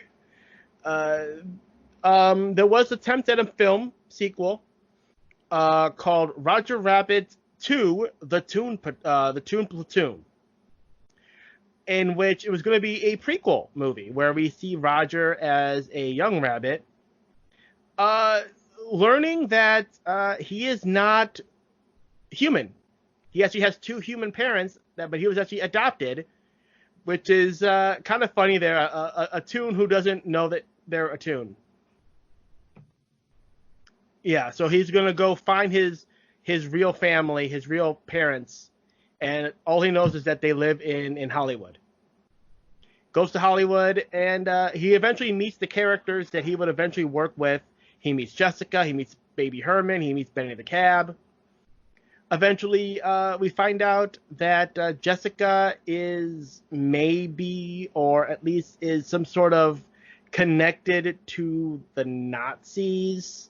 So she ends up going to Germany, and Roger ends up enlisting in the army to go to Germany. I think it was supposed to be like a kidnap plot where they wanted her to do propaganda for Germany, and they kidnapped her or something. Yes. Okay, there we go. She was kidnapped to do propaganda cartoons for Germany. Roger wants to go after her, ends up enlisting in the army, and there's an entire army platoon of just cartoon characters fighting Nazis. And it would have been awesome. Hilarious and stupid, and awesome. Yeah, I think the reason that the Roger Rabbit goes to Nazi Germany thing didn't get made is because it took so long to kind of get the script and the parts in places that Spielberg had already done Schindler's List by that point. Yeah. And after doing that, he did not personally want to mock the war or Nazis anymore. Like it really did. If you look at his career, with the exception of kind of going back to the Nazis in the fourth Indiana Jones movie, where they are less cartoonish and more evil, realistic evil. Yeah. And he kind of really did stop. There's a lot of mocking of Nazis in Spielberg's career up until he did Saving Private Ryan and Schindler's List especially. And doing those two movies were such an emotional impact on him because he had to film at he had to film at Auschwitz. He had to film, at some of these places. And according to him, it had such a profound emotional effect on him that he could not even agreeing with the fact that you should mock Nazi ideology and that Nazis were, always ridiculous in some level. He could not personally bring himself to do it after standing on the site of some of these atrocities. So I think that was probably a big reason that it didn't get done while people were still like in the Roger Rabbit mania kind of phase. Which, it happens. Yeah. And it's also one of the reasons why we really haven't seen anything Roger Rabbit in the last 20 years at least. Or at least 20 years, at least almost 25 years. Cause, yeah, I mean, there were some shorts. Yeah, they did. And Roger has shown up in, they did some bits for the parks and stuff like that. But there's a Roger Rabbit ride at Disneyland. Yeah. But in terms of anything recent, a lot of it has to do with the fact that Disney does not 100% own the character. It's Amblin Entertainment, Spielberg does have a say in how Roger is to be used. Yeah, and before DreamWorks was a thing, when it was just Amblin, then it was a lot easier to kind of work with Spielberg. There were several times when Spielberg and Disney, kind of came to agreements and worked on things. But after he sided with Katzenberg, basically, a lot of that went out the window. I think it's a little better now, but unfortunately, if they did Roger Rabbit now, it would have to be Roger Rabbit interacting only with Disney properties, which I know has, expanded since the movie was first made, but it's still not expanded to Warner Brothers and some of the other cartoons of the time. Yeah. And some have even, let's just call that out. We wouldn't see another movie like this until Space Jam. Yeah. And humans interacting with cartoons, and some have said it was like a spiritual successor. I don't agree with it, but if it wasn't for Roger Rabbit, we would not have Space Jam. Yeah, I don't know. I'm not sure I want more Roger Rabbit, because this movie is a thing of like wonderful perfection that just hit at exactly the right time in exactly the right moment for all the pieces to come together in this beautiful stained glass window. It's like I don't know that I want that. Yeah. And of course, we don't have Bob Hoskins anymore, unfortunately. A lot of the voice actors, I mean, Roger himself, Fleischer is getting up there. I mean, let's just be honest. I think he's like 70 now or something. I'm not saying he can't play the role, but, is he up for it? Would we have to recast? Would Kathleen Turner come back as Jessica Rabbit? Even in some of the shorts, like the later shorts, you can hear Kathleen Turner's voice kind of deepening. Like, it wasn't the same voice from 1988 by the time we get to, like, 1995. Yeah, and, I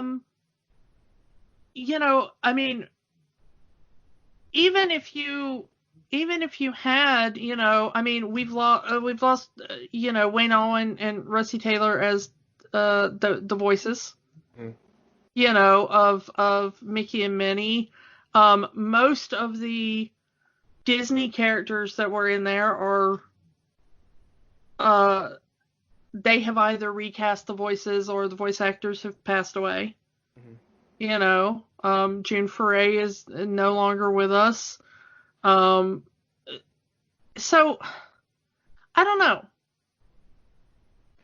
I think just leave the movie as it is, because any sequel that would have even come out would have diminished what this movie had. And you would not have been able to do, like you said, there's no way to get Warner and Disney to work that kind of deal. Not today.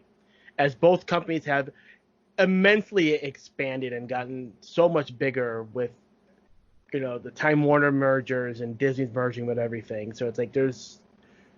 Yeah, they are direct competitors in a way they were not in 1988. Yep. So, yeah, that's all we can say about Roger Rabbit. It's a classic. If you haven't seen it, go see it. If you have seen it, see it again. Okay, so that's all we got to say about that. So let's move on to next week. We are staying in this timeline. We are staying in 1988.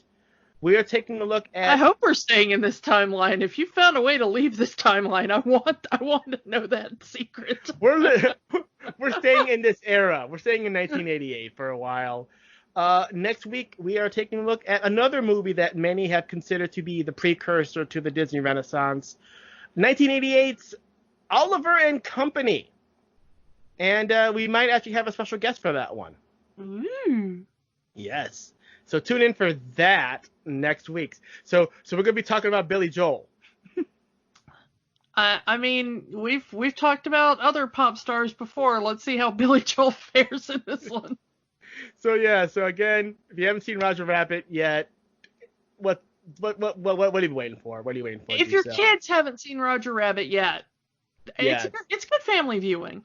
Even if it's definitely you might have to, explain certain. Well, no one explain the jokes to us. So yeah, the kids will understand. It's fine. It's fine. It's fine.